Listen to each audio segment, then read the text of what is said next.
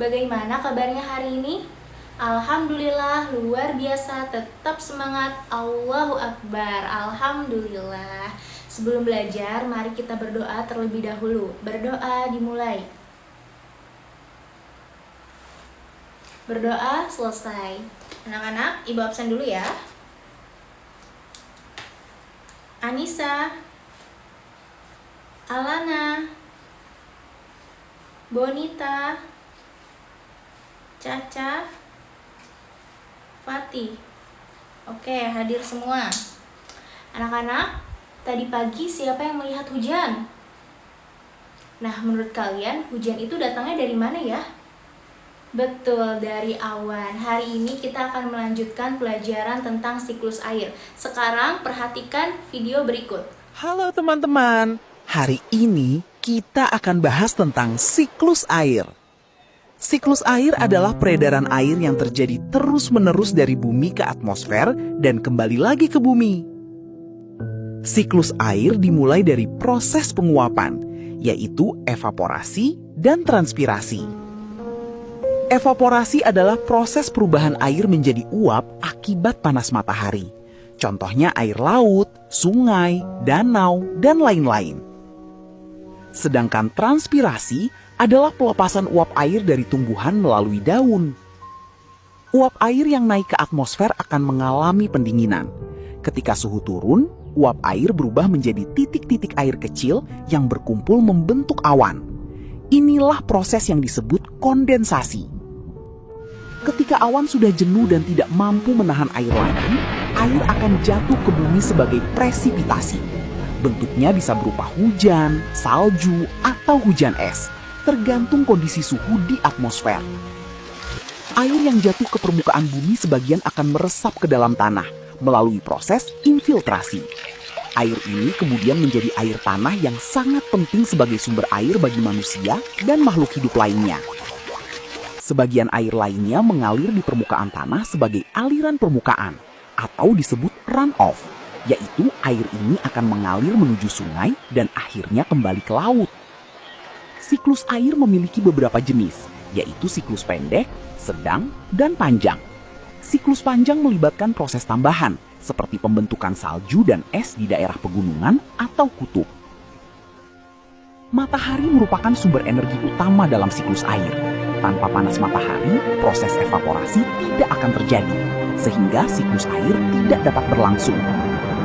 Siklus air memiliki peran penting dalam kehidupan, seperti menyediakan air bersih, menjaga keseimbangan ekosistem, mengatur suhu bumi, dan mendukung kelangsungan hidup semua makhluk hidup. Jika siklus air terganggu, dapat menimbulkan berbagai masalah, seperti kekeringan, banjir, krisis air bersih, dan perubahan iklim.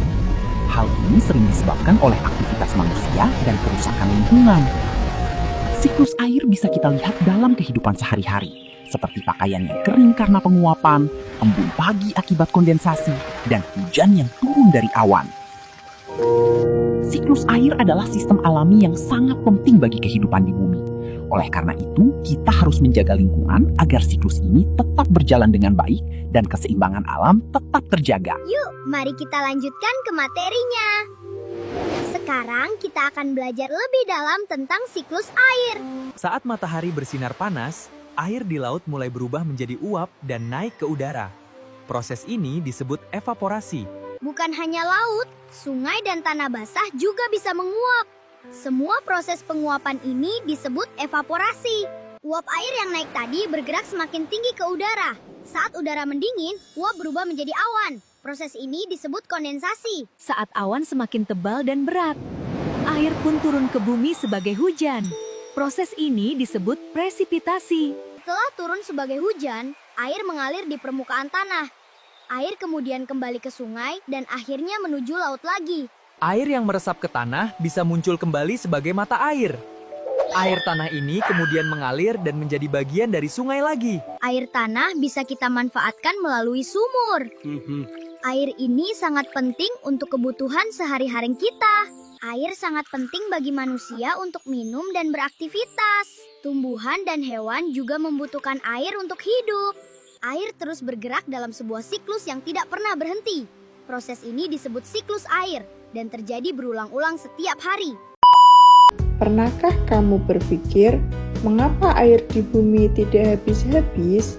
Padahal kita banyak menggunakan air untuk beraktivitas, seperti mencuci tangan, minum, memasak, dan aktivitas lainnya. Mengapa tidak habis juga? Karena hujan. Bagaimana hujan bisa terjadi? Jawabannya adalah air di bumi tidak pernah habis karena adanya siklus hidrologi atau siklus air yang terus-menerus mendaur ulang air. Lalu, apa itu siklus hidrologi atau siklus air? Siklus hidrologi atau siklus air adalah proses perputaran air yang terjadi secara terus-menerus di bumi. Tahukah kamu bagaimana tahapan siklus air? Ini dia tahapannya.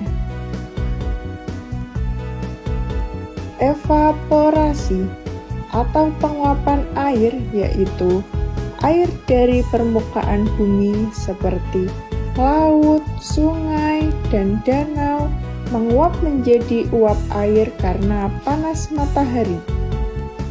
Transpirasi. Tumbuhan melepaskan uap air ke atmosfer melalui proses transpirasi. Kondensasi. Uap air di atmosfer mendingin dan berubah menjadi titik-titik air kecil.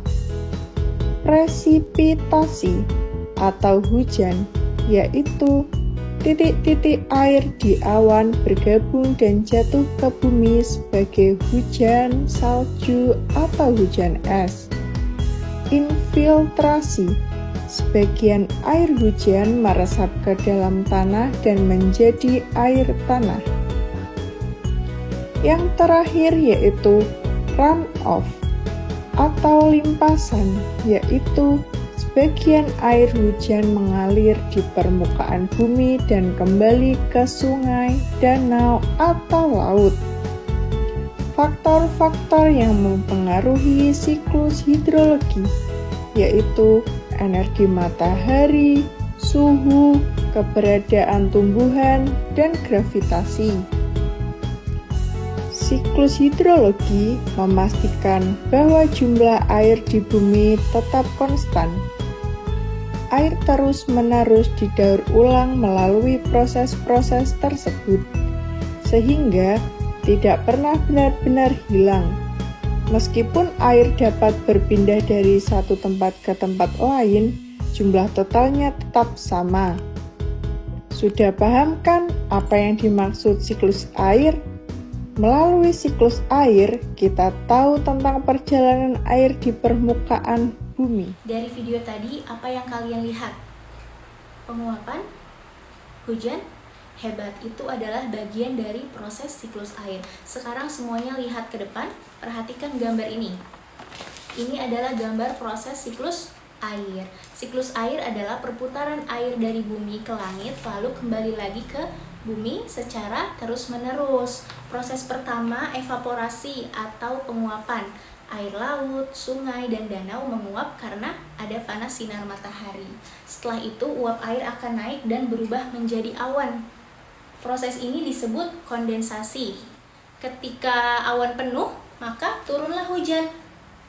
Proses ini disebut presipitasi. Coba siapa yang tahu apa yang menyebabkan air menguap?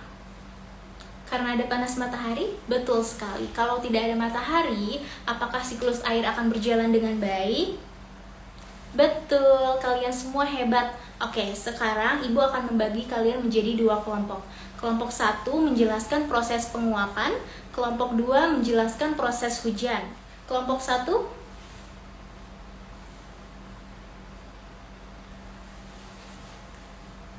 bagus sekali penjelasannya. Sekarang kelompok 2.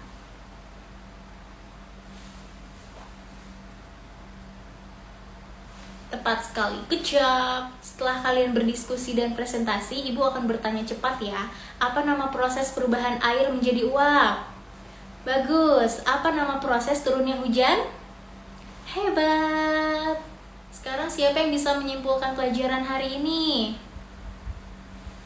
Betul sekali. Apa manfaat siklus air bagi kehidupan? Betul, karena air sangat penting. Jadi kita harus menjaga lingkungan dan tidak membuang sampah sembarangan. Terima kasih atas perhatian kalian hari ini. Wassalamualaikum warahmatullahi wabarakatuh.